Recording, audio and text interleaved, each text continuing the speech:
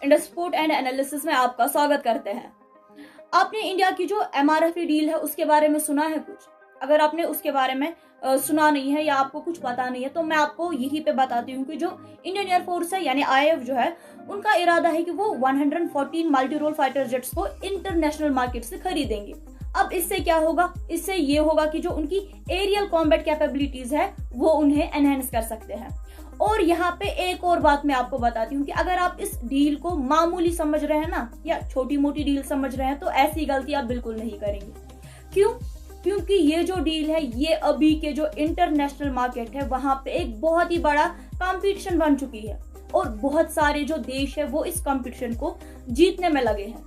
और अब खबर आ रही है कि जो बोइंग है जो कि एक लीडिंग ग्लोबल एरोस्पेस कंपनी है, उन्होंने जोरदार विश्वास जताया है उनके F-15EX पे।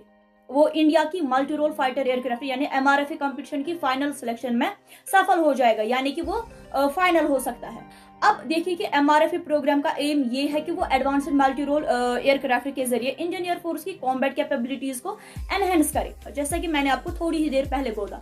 अब बोइंग के F-15EX को उसके सुपीरियर पेलोड, रेंज और एडवांस्ड एवियोनिक्स के लिए जाना जाता है, जो कि टॉप कंटेंडर्स है, इसमें कोई भी शक नहीं है। और कंपनी ने F-15EX के इंटरऑपरेबिलिटी को हाईलाइट भी किया है, जो एग्जिस्टिंग यूएस डिफेंस सिस्टम के साथ, और इसके जो प्रूवन परफॉर्मेंस है उसको बड़ा एडवांटेज यहाँ पे उन्होंने बताया है। बोइंग का ये जो ऑप्टिमिज्म है ये उनकी कमिटमेंट को यहाँ पे दिखाता है इंडिया के स्ट्रेटेजिक डिफेंस नीड्स को न्यू टेक्नोलॉजी और मजबूत सपोर्ट स्ट्रक्चर के साथ पूरा करने की। और यहाँ पे मैं आपको बताती हूँ कि जो बोइंग कंपनी का F-15EX ईगल सेकंड है ना, ये कॉम्पिटिटर्स के बीच एक बहुत कैपेबल और कटिंग एज चॉइस के रूप में उभर रहा है। ये जो एयरक्राफ्ट है ये आईएएफ के एमआरसीए प्रोग्राम के लिए एक ग्रेट कंटेंडर है। क्यों? क्योंकि इसमें नई टेक्निकी और परफॉर्मेंस मैट्रिक्स है। बोइंग को यकीन है कि उनका जो F-15EX है वो सफलता हासिल कर लेगा।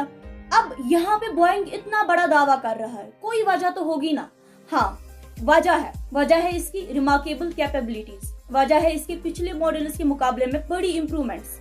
आपको याद है कि पहले बोइंग ने F-18E फाइटर जेट्स को ऑफर किया था, लेकिन वो पिछले एमआरसीए सिलेक्शन प्रोसेस के टेक्निकल इवैल्यूएशन राउंड से आगे नहीं बढ़ पाए थे। लेकिन अब बोइंग को पूरी उम्मीद है कि उनका जो F-15EX है वो इस बार अलग परिणाम देगा, अलग रिजल्ट देगा। और दोस्तों यहाँ पे मैं आपको एक एडिशनल इन्फॉर्मेशन भी देती हूँ। देखिए जो बोइंग है ना, उन्होंने 2022 में यूएस सरकार से जरूरी लाइसेंस हासिल किया था ताकि वो F-15EX को इंडिया को बेचने की पॉसिबिलिटी पर बातचीत कर सके।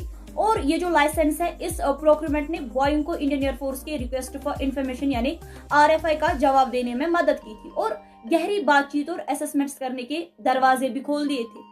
और दोस्तों F-15EX ईगल सेकंड जो F-15 फाइटर जेट से ग्रेटर स्पीड, पेलोड कैपेसिटी और स्ट्राइक रेंज के लिए जाना जाता है।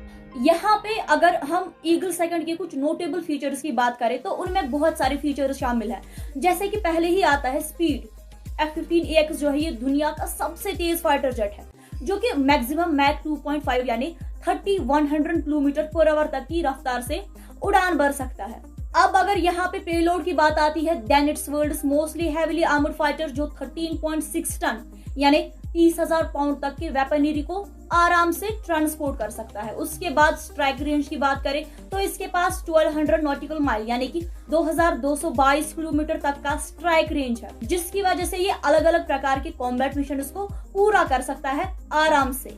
और इसके बाद अगर हम कॉम्बैट रिकॉर्ड की बात करें तो यहाँ पे F-15 सीरीज को भैया कोई भी हराने वाला नहीं है, क्योंकि उसने अपनी डिपेंडेबिलिटी और इफेक्टिवनेस को कॉम्बैट में दिखाया है, जिसमें उसने 104 एयर टू एयर किल्स और 0 लॉसेस का शानदार रिकॉर्ड बना के रखा है। और F-15EX को आईएएफ के एमआरसीए कॉन्ट्रैक्ट रेस में शामिल किया जाएगा, जो कंपटीशन में आप मान लीजिए कि एक नई दिशा जोड़ेगा। ये हैवी क्लास में आता है जो Sukhoi Su-30 Mk1 जैसे आईएएफ के बैकबोन के समान है, इसलिए यहाँ पे जाहिर सी बात है इसकी सिलेक्शन में चैलेंजेस आना बिल्कुल पॉसिबल है, बिल्कुल संभव है। But IAF officials have expressed respect for the F-15 as a platform। और अब आपका इस बारे में क्या कहना है? क्या F-15 इस रेस को जीत पाएगा?